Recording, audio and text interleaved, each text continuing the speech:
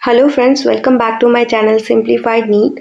तो आज हम लोग पढ़ेंगे एनसीईआरटी एग्जाम्पलर की कुछ क्वेश्चंस। ठीक है, हम ये सब क्वेश्चंस आज सॉल्व करेंगे breathing and exchanges of gases से।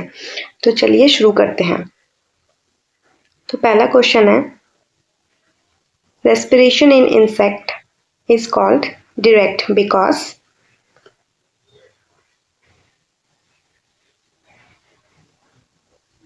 इसका कारण क्या है? इसका कारण है the tracheal tubes exchanges of O2 and CO2 directly to the haemocoel which then exchange with the tissue. Okay, the next question is, regarding the functions of a respiratory system mark the wrong entry. Okay, गलत बताने को बोला है, तो इनमें से गलत है clean up the air. The next question is, a person suffers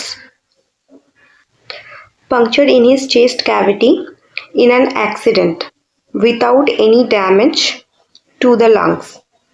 Its effects could be cessation of breathing. Okay, so next question is, it is known that exposure to carbon monoxide is harm to animals because ये है reduces O2 transport. Okay, next question is, mark the true statement among the following with reference to normal breathing. तो इसका answer है, inspiration is an active process whereas expiration is a passive process. Okay, the next question is, a person's breathe in some volume of air by forced inspiration after having a forced expiration. The quantity of air taken in is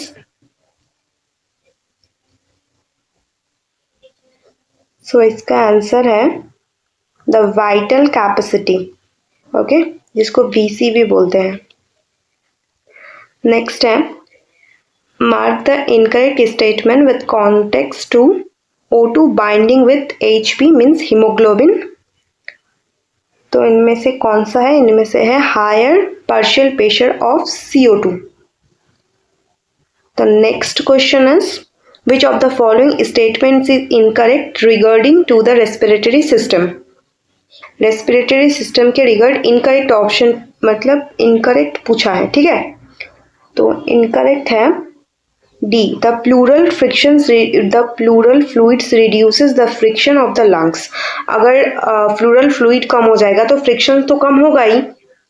ठीक है, तो next question is, incidence of emphysema, a respiratory disorders, is higher in cigarette smokers. In such cases, तो emphysema के कारण क्या होता है cigarette smoking में? ठीक है, जो मतलब बहुत ज्यादा सिगरेट स्मोक करते हैं, तो यह है एल्वियोलर वॉल डैमेज होता है and found alveolar wall damage हो जाएगा। ठीक है, तो ब्रीथिंग में तो प्रॉब्लम होगी। So next question is, respiratory process is regulated by certain specialized centers in the brain. One of the following centers is reduces inspiratory during open stimulation. Okay, तो ये है pneumotaxic center. The next question is, CO2 dissociated from carbaminohemoglobin when?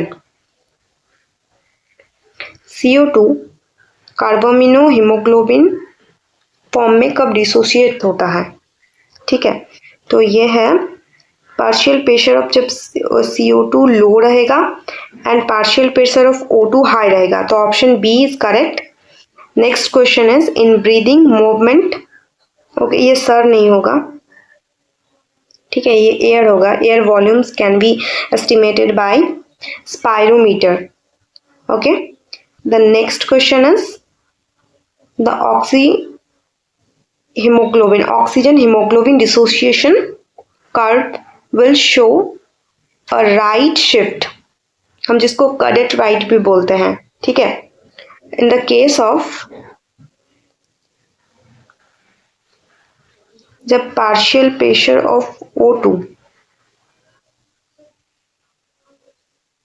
is high, sorry, the partial pressure of CO2 is high. Okay, then next question है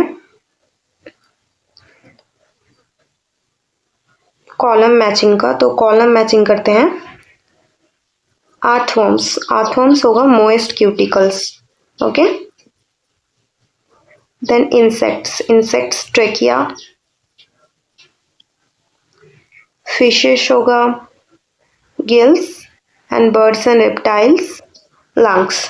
okay, तो यही था आज का सारे एनसीईआरटी एग्जाम्पलर के क्वेश्चंस, एंड आई होप आप लोगों की थोड़ी सी मदद हो गई होगी एग्जाम्पलर के क्वेश्चन सॉल्व करने में। मेरे चैनल को सब्सक्राइब कीजिए और कमेंट्स कीजिए कि आपको नेक्स्ट कौन से टॉपिक्स में वीडियोस चाहिए। ठीक है, thank you, thanks for watching.